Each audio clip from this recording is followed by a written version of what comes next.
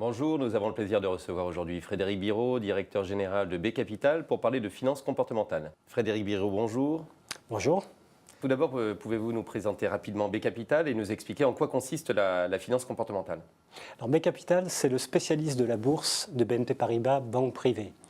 Avec 130 collaborateurs, nous sommes le principal pôle d'expertise en France sur l'accompagnement des investisseurs privés sur les marchés financiers. Depuis plusieurs années, nous avons intégré la finance comportementale à la relation avec nos clients. Alors, qu'est-ce que la finance comportementale?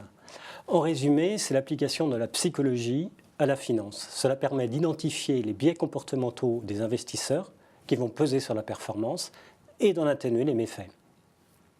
Ces biais comportementaux sont d'autant plus importants qu'ils se révèlent et s'accentuent dans les périodes de volatilité qui ont fait leur retour sur les marchés depuis un an. Alors précisément, quels sont les comportements identifiés chez les investisseurs durant ces périodes de volatilité? Alors pour synthétiser, il y a deux grands types de comportements. En période d'inconfort, il y a des investisseurs qui vont être tétanisés et qui vont camper sur leur position. Et puis il y a ceux qui vont agir, mais sous l'emprise de l'émotion, donc de façon irrationnelle. Ces comportements vont leur faire ressortir des biais.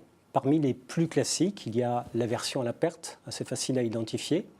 Il y a le biais d'ancrage qui tient au fait que nous sommes ancrés sur le prix d'achat d'une valeur que nous détenons, ce qui va poser problème à la vente. Il y a l'effet de dotation, qui consiste à donner une valeur plus importante à un actif que l'on détient.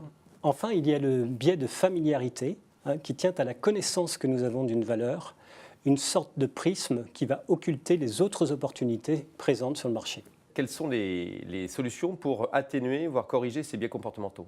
En termes de solutions, il y a tout d'abord le conseiller B Capital, qui est logiquement le mieux placé pour connaître les biais de ses clients. Cela soulève une question, le conseiller n'est-il pas lui-même biaisé dans sa lecture des marchés?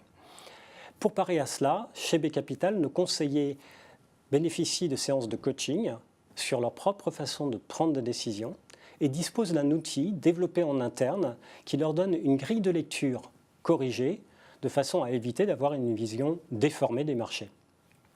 Enfin, nous avons développé et mis à disposition du public une application mobile gratuite, BFI, qui constitue un premier niveau d'accompagnement. Elle permet entre autres aux utilisateurs de connaître leur portrait financier, de découvrir leurs biais et donc d'anticiper leur comportement. Frédéric Birot, merci. Merci.